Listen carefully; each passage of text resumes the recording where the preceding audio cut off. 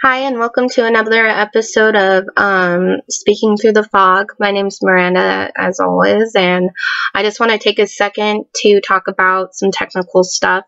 So I'd been posting every day, and I started to realize that if I did that, I would soon run out of topic.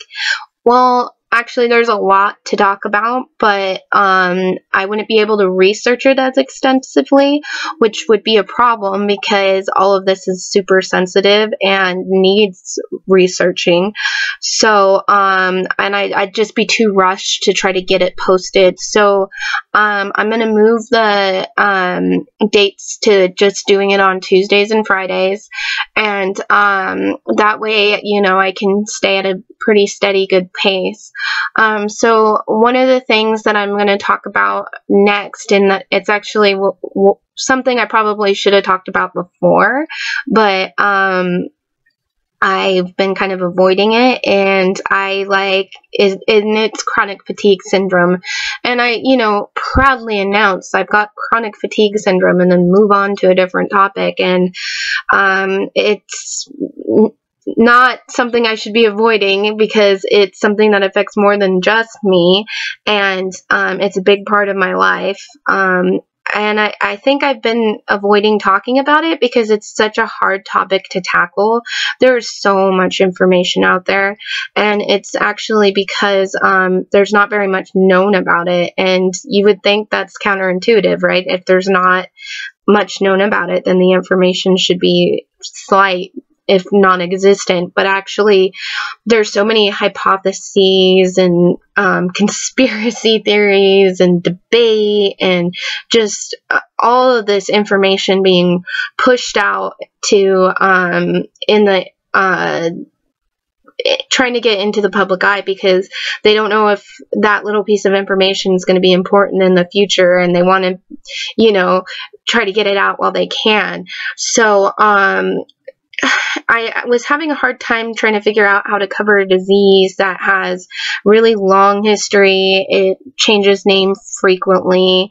It doesn't have a known cause, but it has like a lot of symptoms, and it's hard to pin down which symptoms actually goes to the disease and which ones go to the diseases that usually come along with chronic fatigue.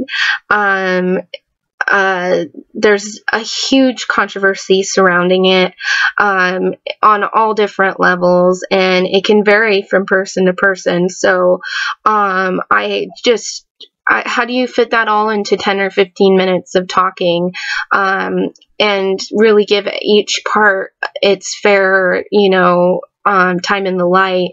And I was just skirting it, and I would try to attempt to start and not do very well and put it off till later. And so I finally started thinking about what my mom would tell me when something seemed really overwhelming when I was in school. And she would say, how do you eat an elephant, Miranda? And I would say, oh, Mom. And she'd say one bite at a time.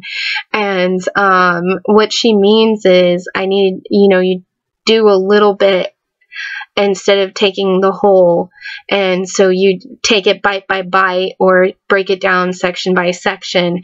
And it seems so simple after I thought of that, to break it down and do several segments about chronic fatigue syndrome instead of trying to talk about it in one. And even though I'm hoping you find chronic fatigue syndrome as interesting as I do. I even found it interesting before I knew I had it, just because it's such a medical mystery. It's kind of an anomaly. It's defying medical logic. We have all of this technology, and yet we're having a hard time pinning it down.